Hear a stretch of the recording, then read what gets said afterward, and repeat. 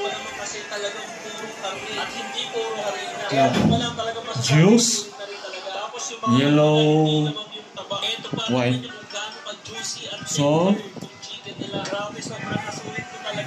vinegar, Sa Boracay, kakain ng kakain. shake, Boracay kayo at biglang drink. magpapakain ng samgyupsal. Ito talaga yung marirecommend ko. Open.